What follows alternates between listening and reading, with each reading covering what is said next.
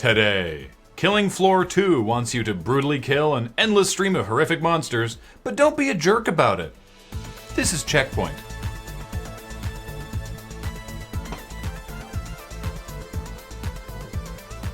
Welcome to CheckPoint, now with paid mods. Yes, for only $5, you can have CheckPoint in widescreen. Thank you for your support. As many of you have heard by now, Konami this morning confirmed that their upcoming game Silent Hills is officially cancelled. They had Hideo Kojima and Guillermo del Toro working on a game starring Norman Reedus that everyone was really excited for on the back of the PT preview game, and they somehow couldn't figure out whatever behind-the-scenes issues made it not work. Konami has said that they will still be working on the Silent Hill series, which is great. The series that people had basically stopped caring about and only cared about now because you had Kojima and Del Toro working on it, but now you've canceled that game. That Silent Hill series, fantastic. You may have also heard today that Konami delisted themselves from the New York Stock Exchange. That's actually way less interesting because they told investors about that plan in November and filed for it a month ago and are delisting because most of their trading happens in London and Tokyo, so this actually saves them about $5 million a year. But there are plenty of other stupid things going on at Konami. Turns out people do read end-user license agreements, or at least they do if it's Killing Floor 2's EULA. In addition to all the standard legal bits and bobs covering the game's developer Tripwire, it contains a lengthy section addressing cheats, cheating, and abusive behaviors, and the TLDR of which is, and I quote from that EULA, "If we find you are a cheater or abusive, we will revoke your CD key and ban you from the KF2 servers and tell your mom. Your license will automatically terminate without notice, and you will have no right to play KF2 or any KF2 mods against any other players or make any other use of KF2. End of story." Now, reaction to this has been mixed. While some people are basically doing the real-life equivalent of this grumpy cat face, most people are saying this goes too far and that if you buy something, you shouldn't have it taken away from you, even if you do act like a complete chuckle fuck. For their part, Tripwire is saying the EULA clause is in there so they can take appropriate action against the worst, most unrepentant, most serial of the chuckle fucks, not your garden variety ones. And while so far there's no firm definition of how horrible you actually need to act to get your copy of Killing Floor 2 taken away from you, this being the internet, I'm sure it's only a matter of time until we find out. When shooter game Rodea the Sky Soldier was released in Japan for Wii U on April 2nd, it came with an interesting bonus feature: a copy of itself for original Wii. See, the game was initially slated for release on the Wii in 2012, and in fact was completed for release in 2012, but for whatever reason, publisher Kodakawa Shoten chose not to release the game. So when they redesigned and rebuilt the game for Wii U, they figured, well, heck with it, we got all this code lying around, let's bundle it in with its own Wii game box and manual. No word on if you should play them in a certain order to appreciate what it became or disgusted by what it used to be.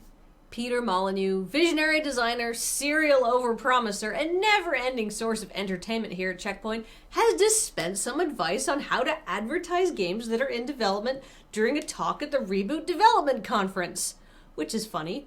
According to Molynuex, he follows an iterative design process, which means he starts making a game by working with a big pile of ideas and then he adds more cool things until he has a finished game. But expressing this radical approach to the press and to Kickstarter backers is where this over-promising difficulty comes in. And he says, naturally, and I completely understand this, people think that your Kickstarter game will have to contain all the features, every single feature, he says. And of course it doesn't, he continues. You don't know what tomorrow is going to bring, but trying to communicate that to an audience is very difficult, but I still love iterative development. Okay, Peter, I know that this might shock you, but people get mad at you because you list a bunch of features in your Kickstarter as reasons why people should give you their money, and then you don't put them in the game. It's not your development process, it's your problem. Just stop brainstorming in public. Or better yet, stop doing it while you're making a Kickstarter promotional video. Hey, did you hear about Valve adding support for paid mods to Steam? No? You must avoid gaming-centric internet communities. This is a pretty big change, with a lot of interesting implications, and this being the internet, opinions are like assholes in that everyone has one and they spread crap everywhere. Right now, this is only being rolled out for Skyrim, and after Valve takes the same cut they take on game sales, the remaining profit is divided up as Bethesda chooses. Right now, that's mostly to Bethesda, but that is merely one of the points people are taking issue with.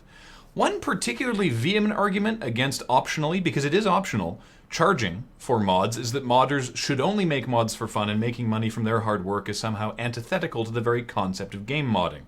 As a person who creates entertainment, I've been told all my life that I should be doing what I do purely for the love of following my dream, and to make money from it is disingenuous and selling out. So personally, I feel that that argument is short-sighted. But that's fine, because there's a ton of other questions this new plan raises.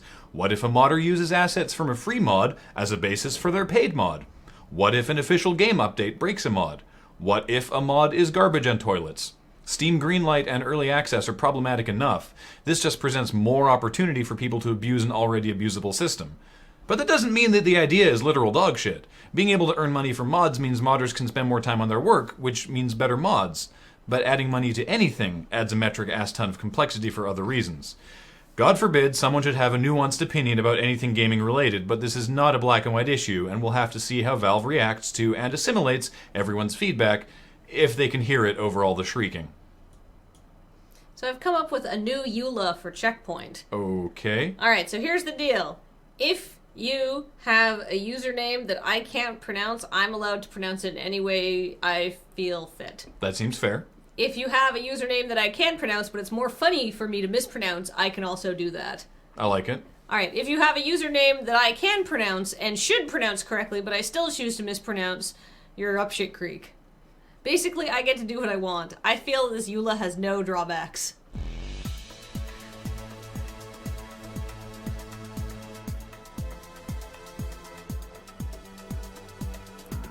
Coming up, in between working on expansions, the Final Fantasy XIV devs got bored and turned it into a fighting game.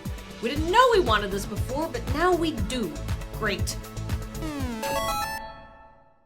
Jim Sterling put out a video on it today. It was real good. Yeah, today's Jimquisition was really solid. I mean, it echoes a lot. Jelly-filled donut just subscribed, and now I want a jelly-filled donut. Goodbye. Jelly donut! Hello, Checkpoint fans! A reminder that Checkpoint, much like everything we do, is now supported by you directly through Patreon. Please check it out. We would really appreciate it.